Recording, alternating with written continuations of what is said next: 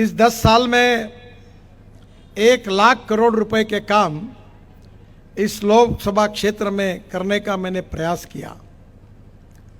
अनेक ब्रिजेस बने, अनेक रोड बने, कंक्रीट के रोड बने, पीने के पानी की व्यवस्था हुई, अच्छे बगीचे बनाने की कोशिश की, म्यूजिकल फाउंटेन बना, 5,000 प्रधानमंत्री आवास योजना में हमने विशेष रूप से गरीबों को मकान दिए, जिसमें अनेक मुस्लिम भाइयों को भी मकान मिले हैं। मैं आपको इतना ही कहना चाहूँगा कि जो काम मैंने किया है वो मुझे आपको बताने की आवश्यकता नहीं है।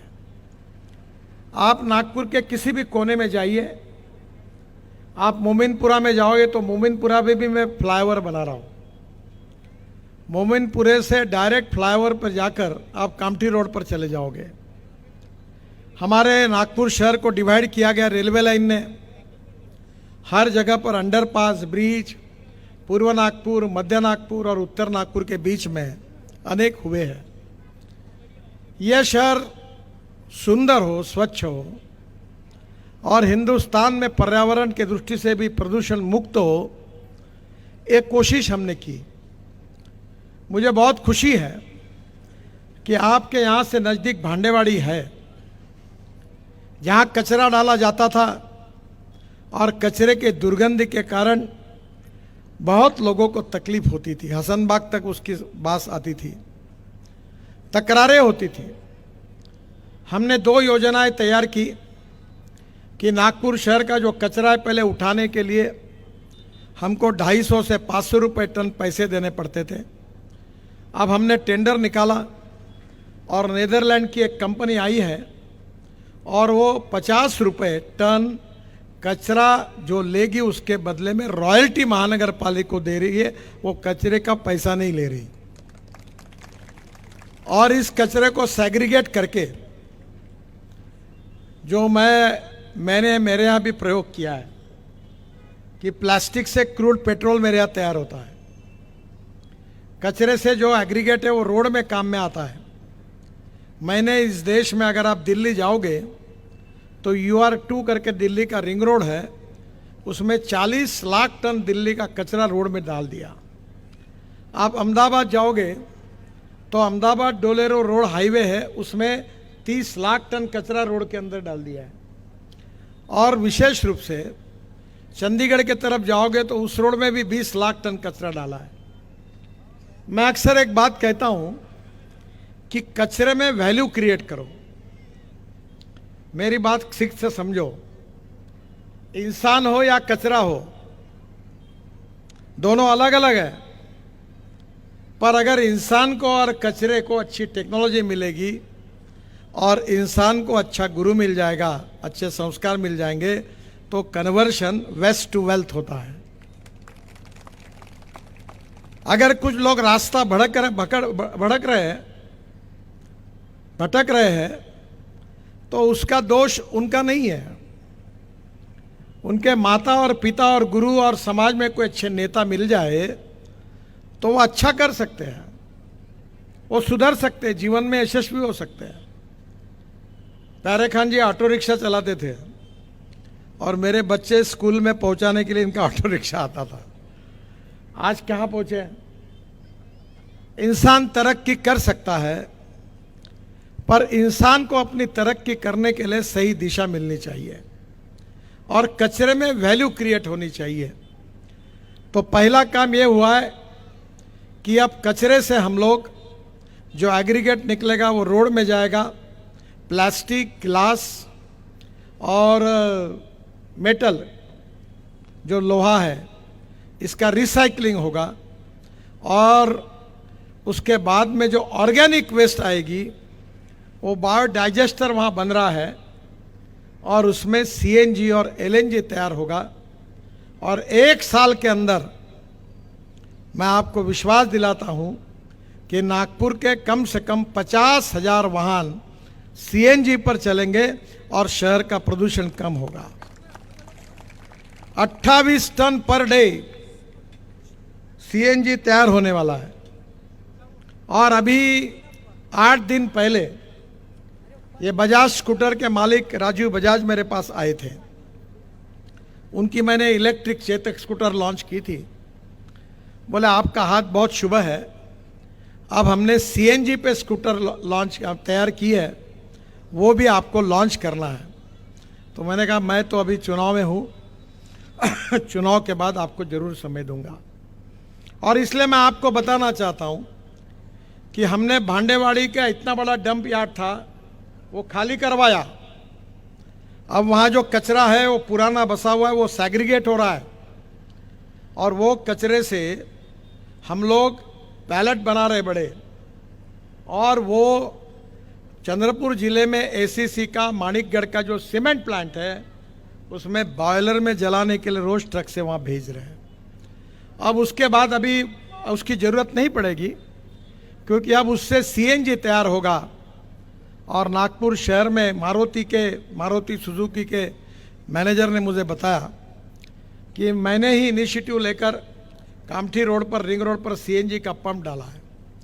ये बैद्यनाथ वालों को मैंने विशेष रूप से आग्रह करके एलएनजी का पंप रिंग रोड पर डाला है। और आप में से अनेक लोग ट्रांसपोर्ट में काम करते हैं, अगर हम सीएनजी का ट्रक चलाते हैं तो 100 रुपये का डीजल जहाँ लगता है वहाँ 50 से 55 रुपये का सीएनजी में काम होता है, 45 रुपये की बचत है। और अगर हम एलएनजी करते हैं तो 100 रुपये का डीजल जहाँ लगता है वहाँ 40 से 45 रुपये का एलएनजी लगता है। तो ट्रांसपोर्ट का किराया तो लगभग थोड़ा बहुत कम होगा, पर डीजल का खर्चा अगर आधा होगा तो ट्रांसपोर्ट वालों की कमाई होगी और देश का प्रदूषण खत्म होगा। तो आज कचरे से वेस्ट टू वेल्थ, इसका सुंदर प्रोजेक्ट का काम चल रहा है जो दिसंबर के पहले शुरू होगा।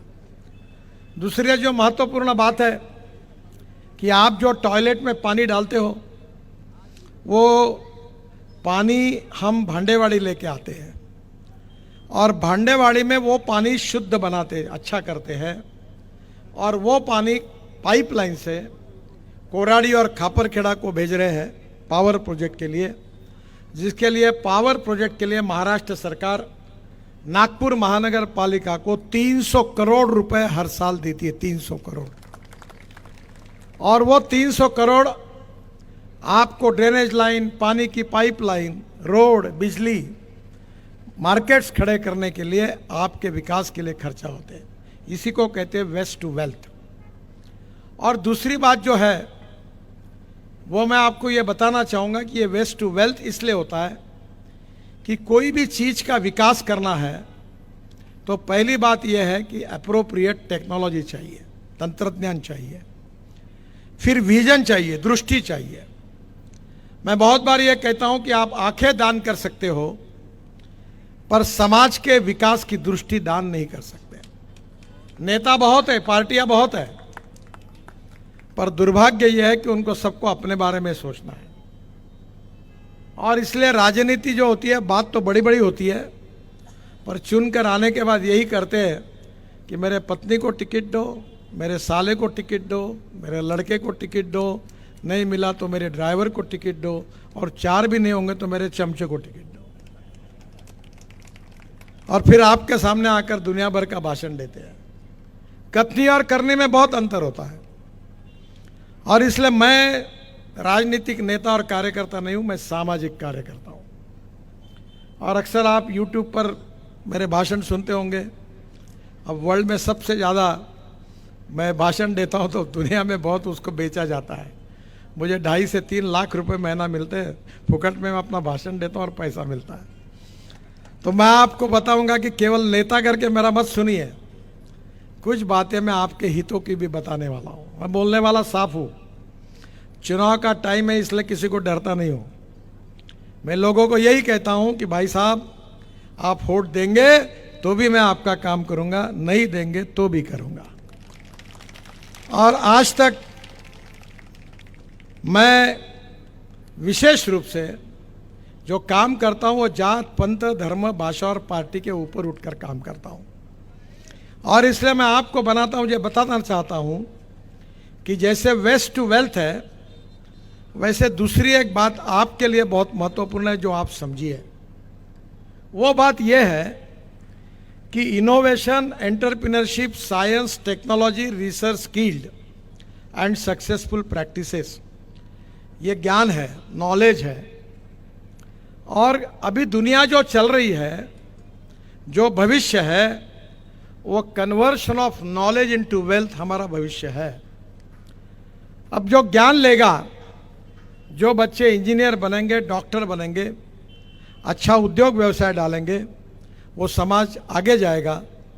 और जो नहीं करेंगे, वो चाय की टपरी, पान ठेला, कबाड़ी का दुकान, ट्रक ड्राइवर, क्लीनर और अब भंगार प्लास्टिक का, इसके अलावा कुछ कर नहीं पाएंगे।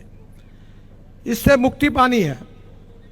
मुझे बहुत खुशी हुई, 2 दिन पहले एक कार्यक्रम में अंजुमन इस्लाम के मैनेजमेंट के लोग आए थे और उन्होंने मुझे बताया कि साहब, आपने 96-97 में, आज से करीब 25 साल पहले, आपको मिला हुआ इंजीनियरिंग कॉलेज आपने हमें दिया था और आपने दिए हुए इंजीनियरिंग के कॉलेज के कारण मुस्लिम समाज से 14,000 लड़के लड़कियां इंजीनियर बनी और उनमें से बहुत से लड़के लड़कियां विदेशों में जाकर अच्छा पैसा कमा रही है।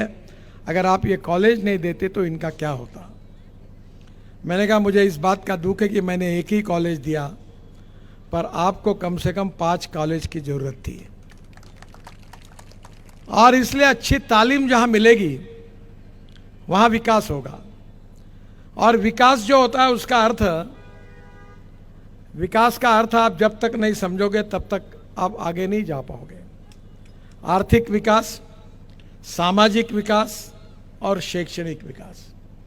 मैं दिल से चाहता हूँ कि हमारे जो पिछड़े हुए समाज है, जो दलित है, पीड़ित है, शोषित है, जो सामाजिक, आर्थिक और शैक्षणिक से पिछड़े हुए हैं, उनको शिक्षा की ज़्यादा आवश्यकता है। और इसलिए हमारे समाज में स्किल्ड है, कौशल्य है। मैं आपको बताना चाहता हूं कि मैं इसका विचार कैसे करता हूं। आपको मालूम होगा, खासदार सांस्कृतिक महोत्सव हम करते हैं और वहाँ बड़े प्रमाण पर रोज़ 50,000 लोग आते हैं। संगीत, नृत्य, नाटक, अलग अलग अंतर्राष्ट्रीय कलाकार आते हैं।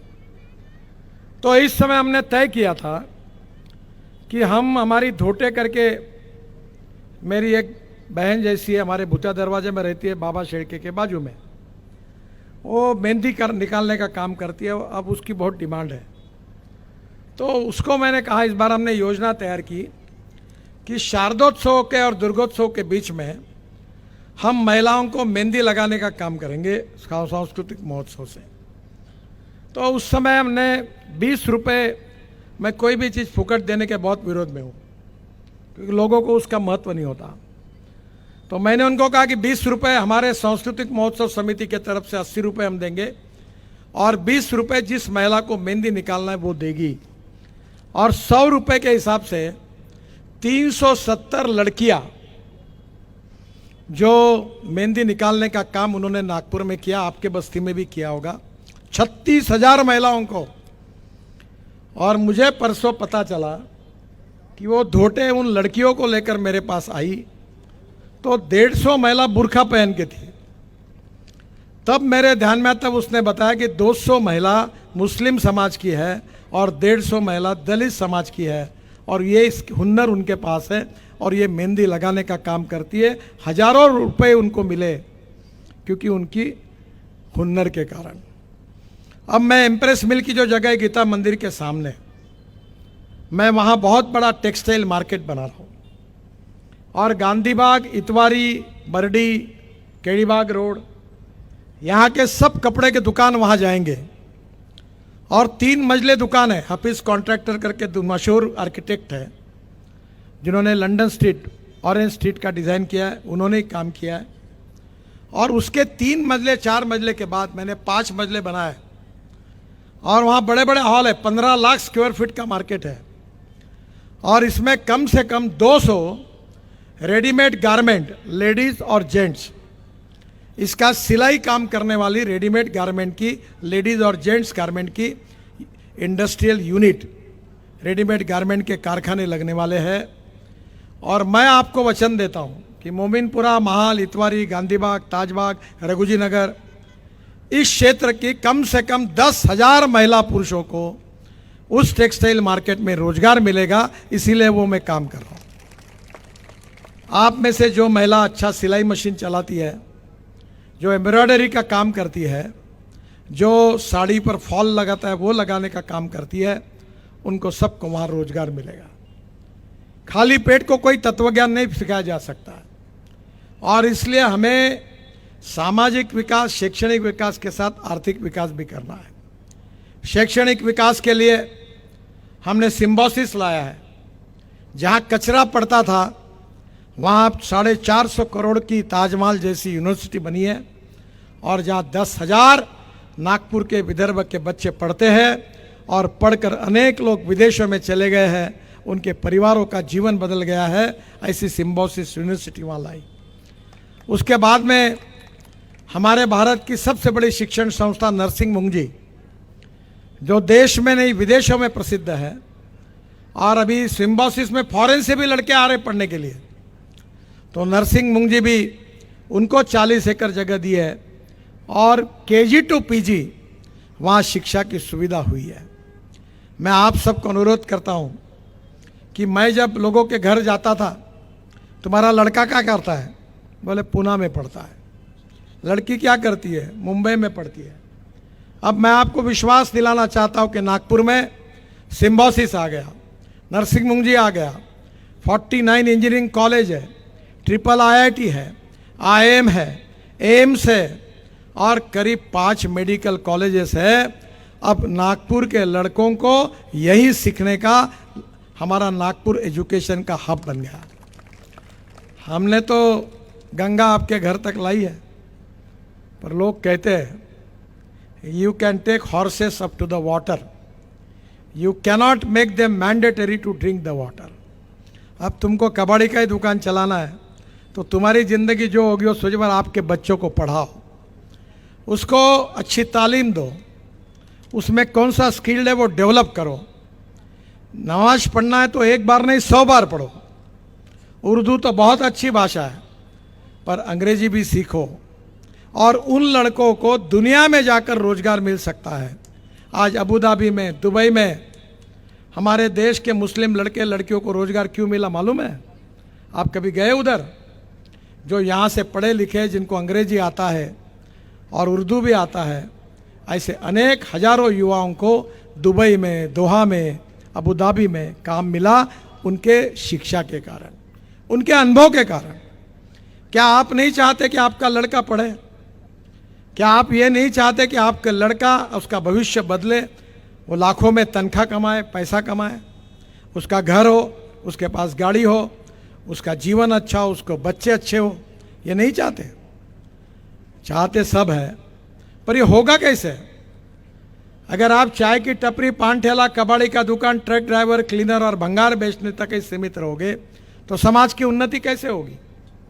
और इसलिए आपको यह तय करना होगा कि मेरा लड़के का भविष्य मुझे बनाना है। और इसलिए जब प्यारे खान जी ने मुझे कहा तो मैंने कहा ताजबाग का तो सौंदर्यीकरण बहुत सुंदर हुआ है। हमने और पैसे मांगे, उनने पत्र दिया था 224 करोड़ रुपए देवेंद्र जी ने, महाराष्ट्र सरकार ने दिए। यहाँ किसी का घर बर्बाद नहीं करने वाले हैं, किसी का होटल नहीं तोड़ने वाले हैं। मैंने उनको कहा कि आज है उससे अच्छा बनाओ। तो पहली बात, जितने लोग यहाँ रहते हैं उनको कोशिश करेंगे कि फुकट में सीमेंट कंक्रीट का बढ़िया क्वालिटी का घर उन सबको मिलेगा जो यहाँ लिस्ट में जो है। जितने दुकानें, वहाँ एक मॉल बनाने के लिए मैंने कहा है और उस मॉल में पार्किंग भी होगा। सब दुकानदार जो है उनको वहाँ धंधा करने के लिए निश्चित रूप से जगह मिलेगी। जो यहाँ जगह खाली है, मैंने उनको कहा कि ताजुद्दीन बाबा के नाम से गरीबों की सेवा करने के लिए यहाँ बड़ा हॉस्पिटल खोलो।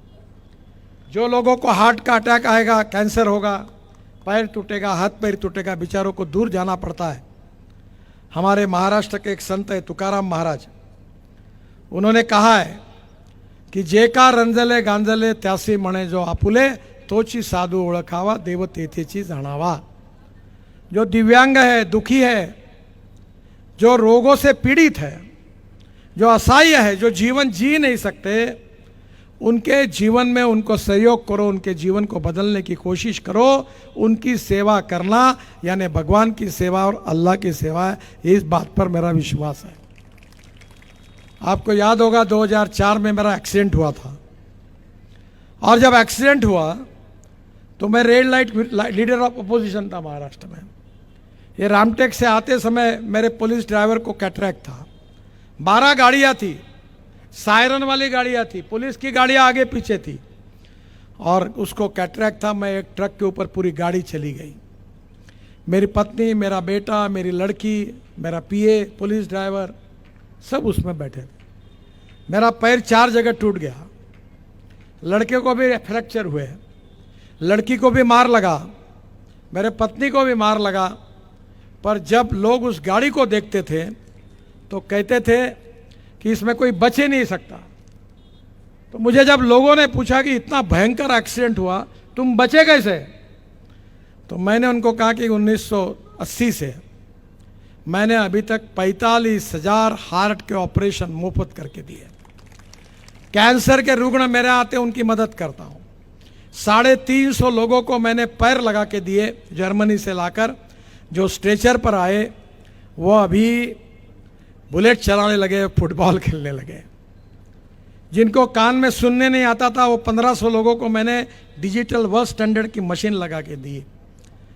जो दवाइयाँ नहीं होती मेरे घर पे आया हुआ एक भी आदमी ऐसा नहीं है, चाहे कोई भी जात पंथ धर्म भाषा का हो, जिसको मैंने जीवन में मरने की नौबत आई होगी उसको बचाया नहीं होगा।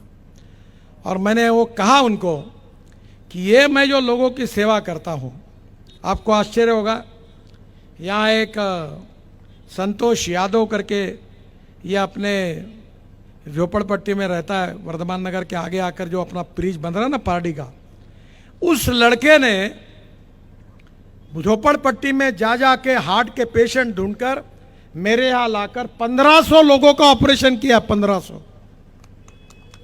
अगर वो उनको नहीं ले आता तो बेचारे कहाँ जाते हैं। अब दलित समाज में और आदिवासी समाज में सिकल सेल का प्रॉब्लम है, थैलेसीमिया का प्रॉब्लम है, बोन मैरो करना पड़ता है। एक बोन मैरो करने के लिए 10 लाख रुपए लगते हैं। डॉक्टर रुगवानी है जरीपटका में, उनने मुझे कहा, तब मैंने उनको कहा कि उसको बोला ये दलित लड़के हैं, शेड्यूल कास्ट है, बोले इनका बोन मैरो करना है, पर किसी का इतनी हालत ख़राब है वो 500 रुपये नहीं खर्चा कर सकते। मतलब मेरे को नाम दो सबके। मैंने कोल इंडिया के चेयरमैन को पत्र लिखा, फ़ोन किया, और मैंने कहा मुंबई के रिलायंस हॉस्पिटल में ये इनका ऑपरेशन हो सकता है। 10 लाख रुपए एक ऑपरेशन का खर्चा है। इस 50 लड़कों के लिए आपके CSR से 5 करोड़ रुपए दीजिए। उन्होंने 5 करोड़ रुपए दिए। मैं 50 लड़के उनके माता पिता के साथ मुंबई आए। टीना अंबानी के उपस्थिति में रुगवानी को कार्यक्रम हुआ, और वो 50 लड़कों का ऑपरेशन फ्री ऑफ चार्ज हो गया और उनकी जान बच गई। तो मेरा विश्वास है कि मैं आपको ये विश्वास दिलाना चाहता हूँ कि ये लोगों की सेवा करना यही राजनीति है। गांव गरीब मजदूर किसान का कल्याण करना यही राजनीति है। और अभी यहाँ तो बहुत लोगों की सभा हुई, हमको गाली देने वालों की कमी नहीं है, पर मैं किसी का नाम भी लेना नहीं चाहता और मैं किसी को गाली भी देना नहीं चाहता। गाली वो देंगे जिनके पास बताने के लिए काम नहीं है। मेरे पास इतने काम है कि मैं अगर बताने के लिए शुरुआत करूं तो 2 घंटे बंद नहीं हो सकता, इतने काम है। मैं कहूँगा आप मेरी फिल्म देख लो और समझ लो क्या काम है, मैं नहीं बता पाऊँगा। और इसलिए मैं लोगों को कहता हूँ कि नागपुर मेरा परिवार है, मैं नागपुर का हूँ और नागपुर के लोग मेरे हैं, मेरा परिवार है। और इसलिए मैं जात पंथ धर्म भाषा सेक्स और पार्टी लाइन से मैं आपको हजारों नाम बता सकता हूं जो कांग्रेस पार्टी के हैं, जो मेरे विरोध में घूम रहे हैं, उनके भी सब अनेक काम मैंने किए और उनको खड़ा किया। नाम इसलिए नहीं बताऊंगा कि मैं उनकी अड़चन करना नहीं चाहता हूं, क्योंकि मैंने कोई अपेक्षा से उनका काम नहीं किया था, मैंने काम किया। और इसलिए मैं हिम्मत रखता हूं कि मेरे यहाँ कोई जाति वाले लोग आते हैं तो मैं बोलता हूं जो करेगी जात की बात उसको कस के पड़ेगी लात। साले याद रखना, मेरे पास आना ही नहीं। हम मानवता के आधार पर काम करेंगे, इंसानियत के आधार पर काम करेंगे। जो गरीब है उसके लिए काम करेंगे। गरीब गरीब होता है, उसको जात पंथ धर्म और भाषा नहीं होती। पेट्रोल डीजल जिस भाव में मुसलमान को मिलता है उसी भाव में हिंदू को मिलता है। अगर तरक्की हुई, विकास हुआ, रोजगार मिला, गरीबी दूर हुई, देश की प्रगति हुई, तो गरीब गरीब क्यों रहेगा? गरीबी हटाओ का नारा आया, पर कहाँ होगा? गरीब हट गया पर गरीबी नहीं हटी, हटने वाली भी नहीं है। मैंने तय किया है कि नागपुर में मिहान लाया।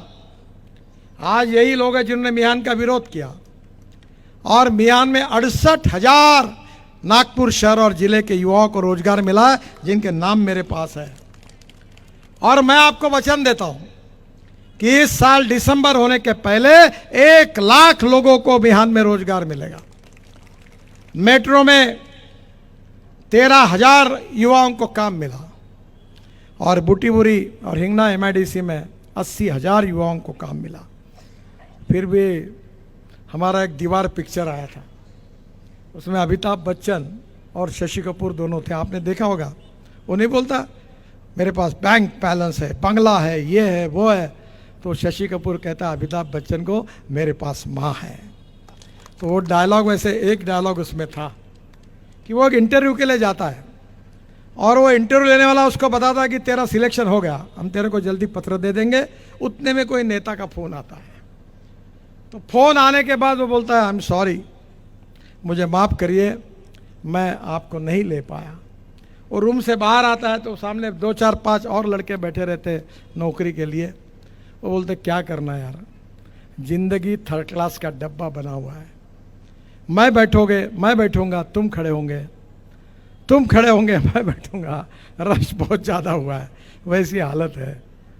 ये कोई, मुझे अनेक बार लोग बोलते हैं आप सब हाँ कहो, ये बोल दो आप। अब मेरी मजबूरी है कि मैं झूठ बोलता नहीं, झूठी बात करता नहीं। अभी वहाँ गया था मैं इनके घर पर, बोले बोल दो कि झोपड़पट्टी नहीं हटेगी। बोला भैया ध्यान करूँगा, मेरे नाम मुंह से मत निकालो, मैं मदद करूँगा उनको। क्योंकि लोगों को झूठ बोल के मूर्ख बनाना, और हमारे नागपुरी भाषा में कहते चूतिया बना रहा करके, ये धंधा मुझे नहीं करना है। मैं जो बोलूँगा वो करूँगा, जो करूँगा वही कहूँगा, और जो कहूँगा वही करूँगा। मैं चाहता हूँ दिल से कि यहाँ बड़ा स्टेडियम बने। मैं नागपुर में 350 खेलने के स्टेडियम बनाना चाहता हूँ। हर विधानसभा क्षेत्र में 2-2 स्विमिंग टैंक बनाना चाहता हूँ, और 500 रुपये में महीने भर जाएंगे लोग, गरीब लड़के जाएंगे। मैं यहाँ अच्छे बगीचे बनाना चाहता हूँ। मैंने बताया नहीं आपको, पर आप वर्धा रोड पर जाएंगे तो जहाँ रिंग रोड क्रॉस होता है उसके बाजू में एक बगीचा बन रहा है, जरूर देखो। अभी इलेक्शन के बाद उसका उद्घाटन करने वाला हूँ। वो बगीचा मैंने किसके लिए बनाया? इंसानों के लिए नहीं बनाया। उस बगीचा का नाम है बर्ड पार्क, पक्षी का उद्यान। वहाँ सब पेड़ है, अच्छे अच्छे फल के पेड़ है, पर फल खाने का अधिकार केवल पक्षियों को है, इंसान को नहीं। वहाँ एक कॉफ़ी शॉप बना है, ऑक्सीजन पार्क है, लोग वहाँ जा सकते हैं, पर फल नहीं तोड़ सकते। उन फलों पर केवल बर्ड का अधिकार है, पक्षियों का अधिकार है। वो बर्ड पार्क बनाया। मैं 200 बगीचे बनाना चाहता हूँ। नागपुर में 50 मार्केट बनाना चाहता हूँ। 10-12 का काम शुरू हो गया। अभी पारडी में 200 करोड़ का मार्केट बना रहा हूँ। और मैं ये चाहता हूँ कि कितने गंदगी में आप रहते हैं, आपको कल्पना नहीं। आपको ये क्यों आपका स्वास्थ्य बिगड़ता है? आप फुटपाथ पर मच्छी और मटन काटे हुए चीज खाते हो, पूरा रोग राई अपने घर में लाते हो। और आज देश बदल रहा है, दुनिया बदल रही है। लोग केमिकल, पेस्टिसाइड, फर्टिलाइजर नहीं खा रहे। हम वो तो छोड़ो ऑर्गेनिक का, हम रास्ते पर ड्रेनेज का पानी बह रहा है, और बाजू में अपने बकरे मटन काटा हुआ गंदगी मच्छियाँ पड़ी है, वो हम लेके आ रहे हैं। कहाँ जाएंगे हम? क्या एयर कंडीशन मार्केट नहीं होना चाहिए? क्या साफ सुथरे फ्रूट वेजिटेबल के मार्केट नहीं होने चाहिए? जरूर धंधा करो, पर अपने जीवन को सस्टेनेबल डेवलपमेंट के साथ आगे लेके जाना है। और मैं दिल से चाहता हूं कि मैं नागपुर को सुंदर स्वच्छ बनाना चाहता हूं। नागपुर में 300 बगीचे बनाना चाहता हूं। कम 300 खेलने के मैदान स्टेडियम बनाना चाहता हूँ। नागपुर में 200 सुंदर बगीचे बनाना चाहता हूँ। स्विमिंग टैंक, हेल्थ क्लब बनाना चाहता हूँ। मैंने प्यारे खान जी को कहा कि यहाँ इतने लड़के हैं, यहाँ खेलने का स्टेडियम बनाओ। अभी शायद मैंने 1 करोड़ रुपए आपको दिए मेरे एमपी फंड से। आपने मुझे पिछले चुनाव में जो वोट दिए, बड़ा रिकॉर्ड बना दिया आपने। यहाँ मुझे 2 अक्षरों में भी आपके वोट नहीं मिले, 8 और 9 मिले थे। पर मैंने वोट का विचार नहीं किया। मेरे एमपी फंड से मैंने 1 करोड़ रुपए दिए और मैंने इनको कहा यहाँ फुटबॉल का ग्राउंड बनाओ, हॉकी का ग्राउंड बनाओ, वॉलीबॉल का बनाओ, बास्केटबॉल का बनाओ, कबड्डी का बनाओ, खो खो का बनाओ, क्रिकेट का बनाओ, ताकि गरीबों घर के बच्चे शाम को पान ठेले पे अफू गांजा चरस नहीं, तो यहाँ आकर मैदान पर खेले और उनका व्यक्तित्व बने और वो अच्छा काम करे। ये बात मैंने उनको कही, क्योंकि ये आपके लिए आवश्यक है। मैं पिछले बार आया था, नरूल हसन जैसा अधिकारी मैंने देखा नहीं। मैंने उनको कहा गुनहगार गुनहगार होता है, वो हिंदू नहीं मुसलमान नहीं। जो अफू गांजा चरस करेगा, ब्लैक मार्केट करेगा, माँ बहनों की इज्जत खराब करेगा, सोचना नहीं, जो होगा उसको ठोको। मुझे ये स्थिति चाहिए कि रात को 12 बजे ताजबाग की जवान लड़की जब रोड से जाएगी तो उसकी सुरक्षितता होनी चाहिए, उसको छेड़ने की ताकत किसी ने नहीं करनी चाहिए। ऐसा ताजबाग तुम बनाओ। और उसने बनाया। बहनों और भाइयों, सामाजिक परिवर्तन, आर्थिक परिवर्तन, शैक्षणिक परिवर्तन से आपके जीवन को बदलने की कोशिश हमें करनी है।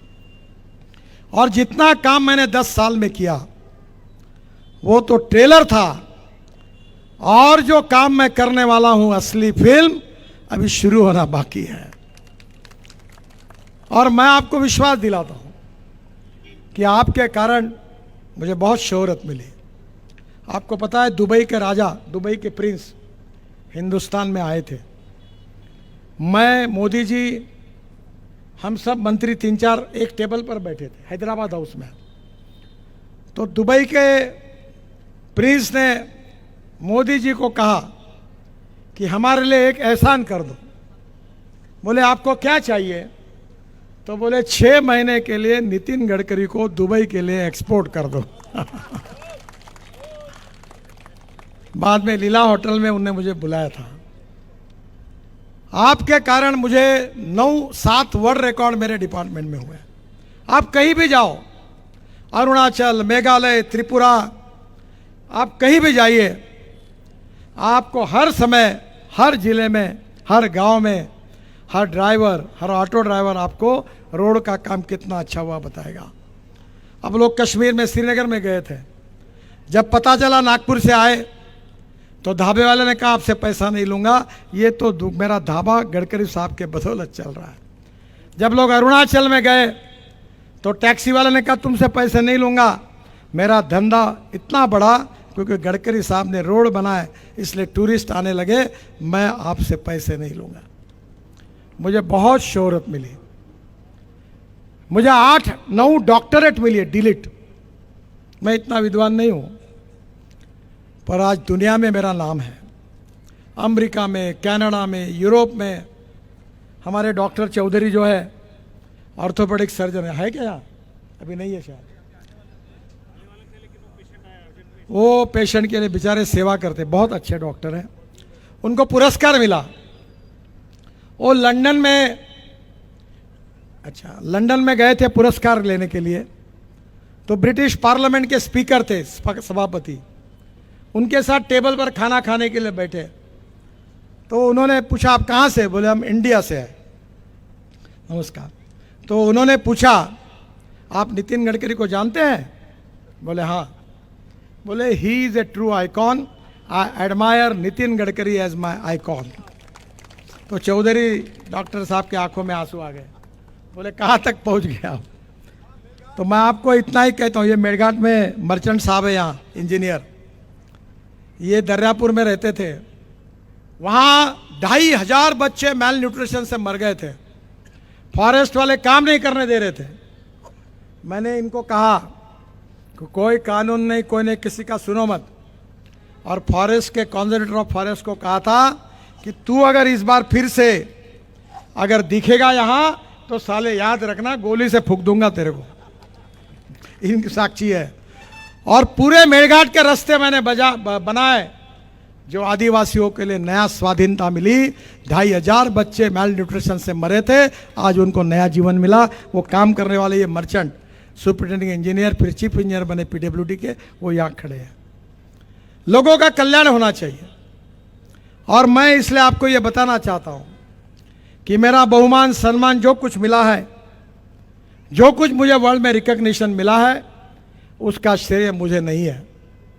उसका श्रेय सही अर्थ में अगर किसी को है तो नागपुर की जनता को है, जो मेरे सामने बैठी हुई है।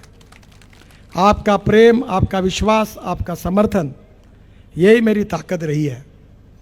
एक बात जरूर है कि पति पत्नी में भी मतभेद होते हैं, परिवार में मतभेद होते हैं, हमारी पार्टियों में भी अलग अलग मतभेद होते हैं, मतभिन्नताएं होती है। शायद मेरे पार्टी में भी कोई आपकी बात, कुछ बातें पटती होगी, कुछ नहीं पटती होगी।